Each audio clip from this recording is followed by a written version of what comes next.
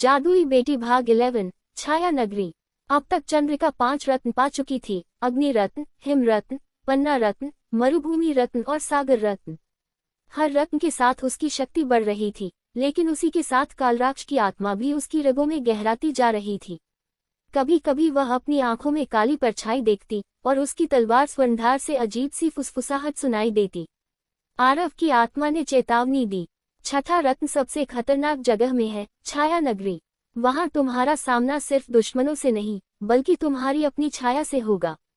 छाया नगरी का मार्ग। बाबा सोमेश्वर ने कहा, छाया नगरी वही देख सकता है जिसके दिल में अंधेरा छुपा हो। चंद्रिका, तुम्हें तय करना होगा कि तुम अपने अंदर के अंधकार को स्वीकार करोगी या उससे भागोगी। चंद्रिका ने बिना झिझक उत्तर दिया, अगर मेरे भीतर अंधेरा है तो मैं उसका सामना करूंगी।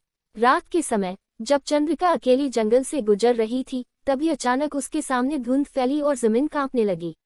जैसे ही उसने आंखें खोली, वह एक अजीब शहर में खड़ी थी। काले पत्थरों से बनी इमारतें, बिना चांद तारों का आसमान और लोग जिनके चेहरे पर सिर्फ परछाया थी। छाया लोगों की फुसफुसाहट। जहां जहां वह चलती, वहां छाया लोग उसके चारों ओर आकर फुसफुसाने लगते। तू भी हमारे जैसी है। तेरे दिल में लालच है, गुस्सा है। तू अपने माता पिता को बचा सकती थी, लेकिन बचा न पाई। ये आवाजें उसके दिल में जहर की तरह उतर रही थी। चंद्रिका ने तलवार उठाई, पर स्वर्णधार भारी लगने लगी, जैसे खुद भी अंधेरे का हिस्सा बन गई हो। अपनी ही छाया से सामना।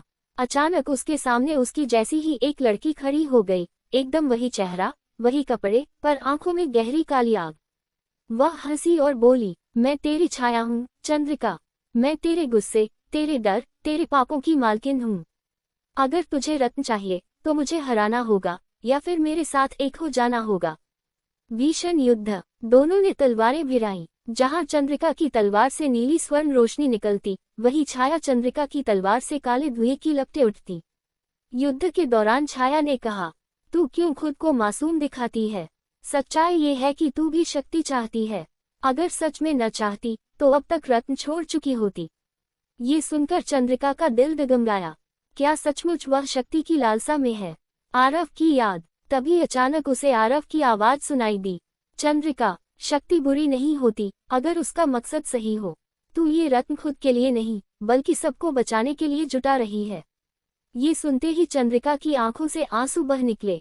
उसने तलवार आकाश की ओर उठाए और कहा, मेरे भीतर अंधेरा है, लेकिन मैं उसे दबाऊंगी नहीं, मैं उसे रोशनी में बदलूंगी। तुरंत उसकी तलवार से तेज प्रकाश फूटा और छाया चंद्रिका उस रोशनी में विलीन हो गई।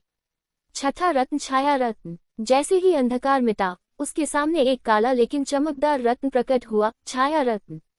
स्वर्णधार में जड़ते ही तलवार की धार और भी तेज हो गई, लेकिन चंद्रिका के दिल में एक बोझ भी बढ़ा।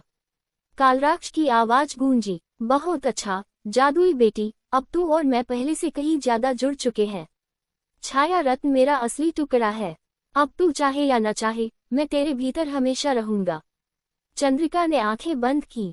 वह जान गई कि आखिरी रत्न पाने से पहले ही उसे कालराक्ष की जंजीरों से खुद को आजाद करना होगा। अब आगे क्या? सातवां और अंतिम रत्न कहाँ छिपा है?